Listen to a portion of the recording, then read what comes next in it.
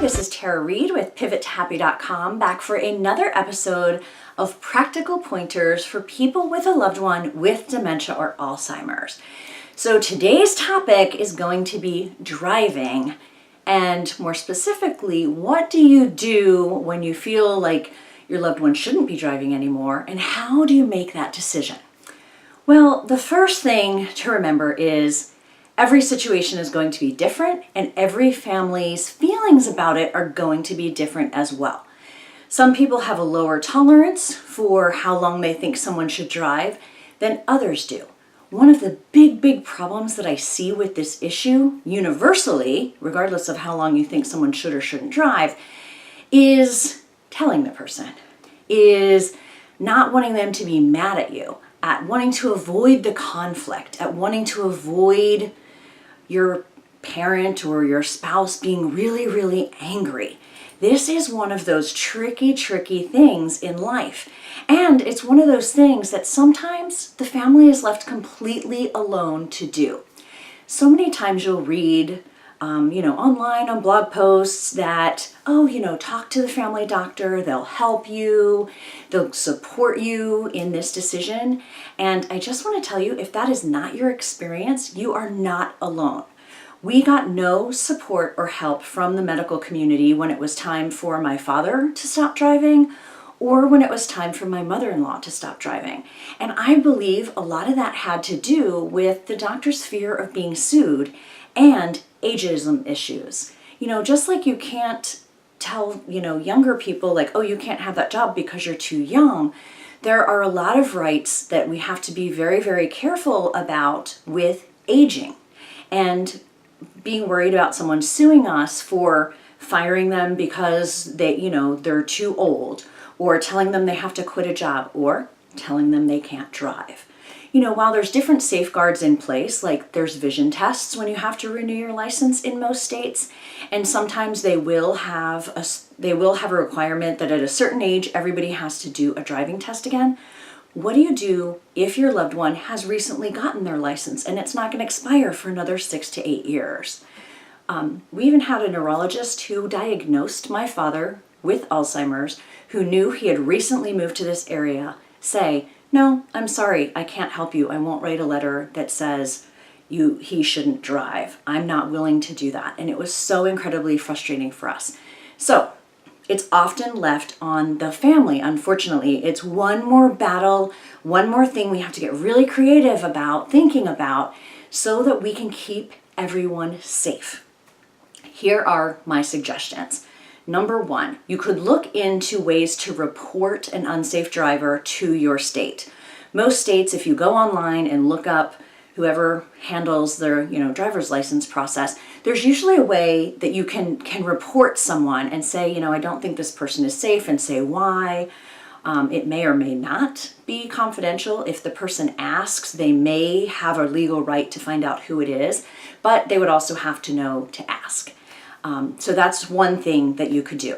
Another thing is have a family meeting. Have a meeting with everyone that is involved with this person and come up with some strategies.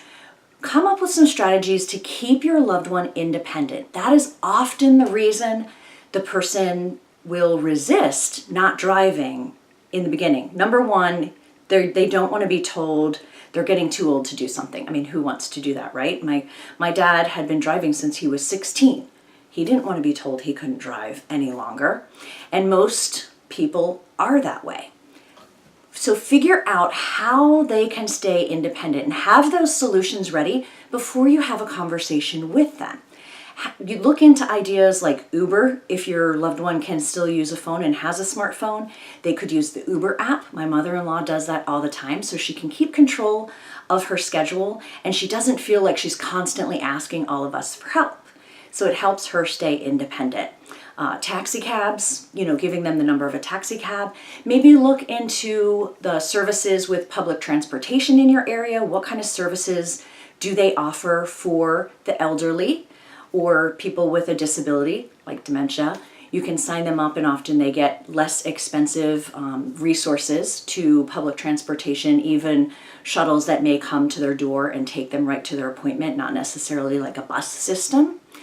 Also look into potentially hiring somebody 1 or 2 days a week if that fits into your budget.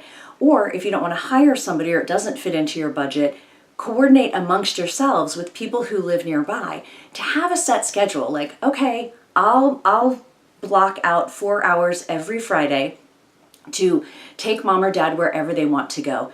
If they know that that time is theirs, then they can plan and again, feel more independent. They can schedule doctor's appointments, they can schedule hair appointments, nail appointments, whatever they want to do. Or if they just want you to take them to a movie, just so that they know that they're not going to be locked in their house and that you're not just, pulling their keys and not helping them figure the rest of it out, often makes a huge, huge difference. However, it doesn't guarantee that it's going to go smoothly. So at some point, you have to say to yourself, okay, there's a trade-off between safety of my loved one and safety of everyone else on the road or living near the person, and my person being mad at me for a little while. Often, somebody in the family or the entire family collectively, which is preferable, has to be willing to stand up and have a person angry at them for a little bit in order to keep them safe. And keep reminding them of that. We just want you to be safe. We want everyone on the roads to be safe. We're going to help you figure it out. We know this is hard.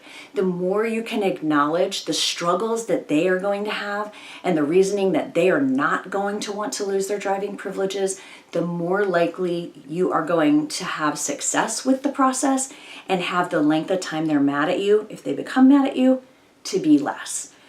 So hopefully doctors will help you, but if they are hesitant to do so and your family still feels strongly about it, these are some suggestions.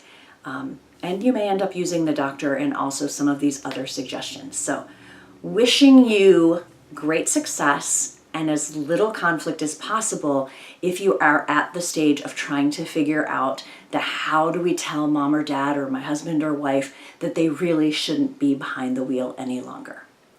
If you have any other topics that you would like to hear about on these practical pointers for people with dementia or Alzheimer's videos, be sure to send them to me. There's a form. You can just go submit it online at pivottohappy.com/ask, A-S-K.